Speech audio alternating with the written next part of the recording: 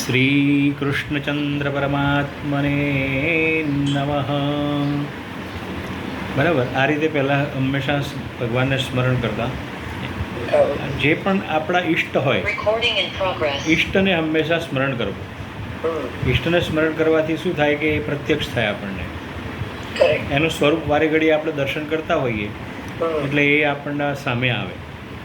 એવો નિયમ છે, કહેવાય છે, શાસ્ત્ર એ રીતે કહે છે આપણને. બરાબર.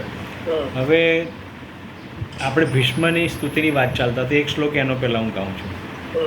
બહુ જ ભગવાન શ્રી કૃષ્ણ જ્યારે એમને રથ લઈને મારવા આવે છે ત્યારે એમના મોઢામાંથી નીકળી જાય છે કે મારી મતિ અત્યાર સુધી તો તમારા તરફ ગતિ નથી હતી, મારા મતિની એટલે બુદ્ધિની. મેં હૃદયથી તમને વિચાર્યા નથી. આપ મને આ રીતે મારો વધ કર્યો તો મને બહુ ગમે, એ રીતે કહી રહ્યા છે. ઇતિમતિ રૂપ કલ્પિતા વિતૃષ્ણા ભગવતી સાત્વપુંગવે વિભુમ્ને સ્વસુખમુપગત ક્વચિદ વિતૃષ્ણા ભગવતી સાત્વપુંગવે વિભુમ્ને ભગવતી સાત્વપુંગવે વિભુમ્ને. આ એમની સ્તુતિ થઈ. પછી ભગવાન માટે બીજો એક શ્લોક છે. ઓ પરિપૂર્ણતમં શ્યામં શ્રીરાધાકાંતમનોહરં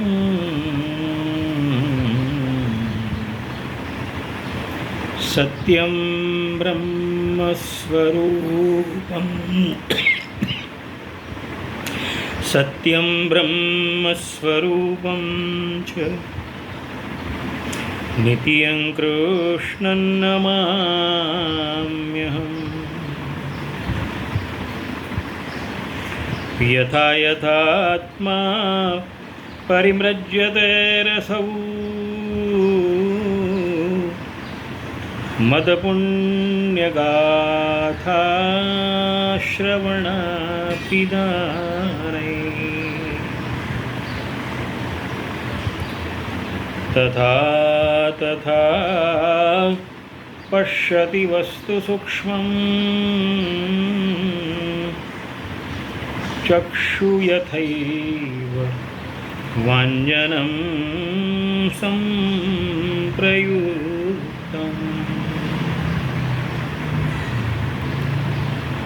અનાદિરાત્મા પુરુષસ્ત્વમેવ ત્વમનિર્ગુણોऽસि પ્રકૃતિઃ પરસ્ત્વં. સદા વશીકૃત બલાત્ પ્રધાનં ગુણૈર સૃજસ્યસि ચ પાસि વિશ્વં. નમોऽસ્તુ તે મહાયોગિન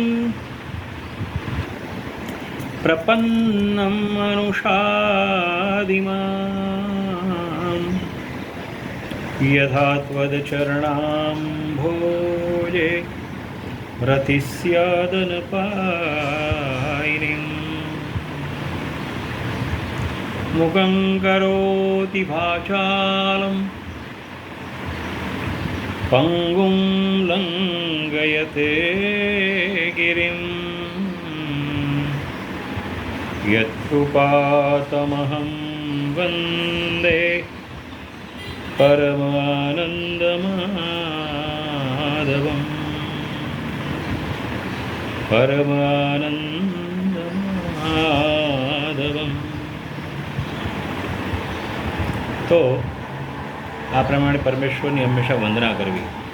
અને વંદના કર્યા પછી જો કોઈ પણ વસ્તુનો પ્રારંભ કરો તમે તો એ તમારા મુખાગ્ર થાય, કંઠસ્થ પણ થાય અને એ તમારા શરીરની અંદર રોમ રોમમાં વ્યાપે છે.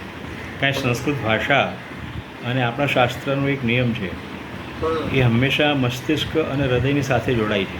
મંત્ર હંમેશા હૃદય સાથે જોડાય છે અને પ્યોરિફિકેશન્સ અને કોન્શિયસનેસની અંદર જે શ્લોકો જે છે એ પ્યોરિફાય કરે છે વિચારોને. આ સાયન્ટિફિકલી સિદ્ધ થયેલી વસ્તુ છે. વેદના મંત્રનું પણ એવું છે. વાઇબ્રેશન મળે છે. એટલે ઉચ્ચારની અંદર સમજો કે કોઈ કે હરિ ઓમ ગણાનાં ત્વા ગણપતિમ હવામહે પ્રિયાણાં ત્વા પ્રિયપતિઘ્ઘું હવામહે વસો મમ આહમજાનિ ગર્ભધમાત્વમજાસી ગર્ભધમ. આ વેદ મંત્રો છે. એ વેદ મંત્રો એ હંમેશા કહેવાય છે કે લખેલા નથી, પણ એ ઋષિઓનું ચિંતન છે. ઋષિઓ દ્વારા ચિંતન થયા પછી એને ભૂર્જત્વચ ઉપર એ લોકોએ લખ્યા, પણ પહેલાં તો એમના મસ્તિષ્કમાં જ આવ્યા છે અને એ હંમેશા જ્ઞેય પદ્ધતિમાં આવ્યા છે. શ્રૌત અને સ્માર્ત એમ કહેવાય છે. તો આપણે છે ને શ્રૌત છીએ. શ્રૌત બરાબર એટલે સાંભળીને, શ્રવણ કરીને એ આપણા મગજની અંદર અને હૃદયમાં વધારે છે મંત્રો. ભદ્રં કર્ણેભિઃ શૃણુયામ દેવાઃ. અમે અમારા કાન દ્વારા હંમેશા ભદ્ર અને કલ્યાણકારી વસ્તુઓ સાંભળીએ. હા, ભદ્રં કર્ણેભિઃ શૃણુયામ દેવા ભદ્રમ પશ્યેત. અમારી આંખોના દ્વારા હંમેશા ભદ્ર અને કલ્યાણકારી વસ્તુ જોવા મળે. ભદ્રમ પશ્યેમાક્ષ. પછી આખા શરીર દ્વારા અમને એ રોમ રોમની અંદર પણ અમારા ભદ્રં કર્ણેભિઃ શૃણુયામ દેવાઃ ભદ્રમ પશ્યેમાક્ષ પ્રિયત્રાઃ સ્થિરૈરંગૈરસ્તુષ્ટવાગ્મુસસ્તનું વીર્યક્ષેમ દેવહિતં યદ આયુઃ.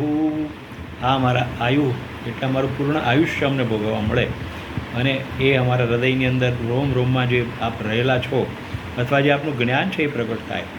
આવી વેદોની વાણી છે અને એ વેદોની વાણીના કારણે આપણને એ લાભ મળે છે.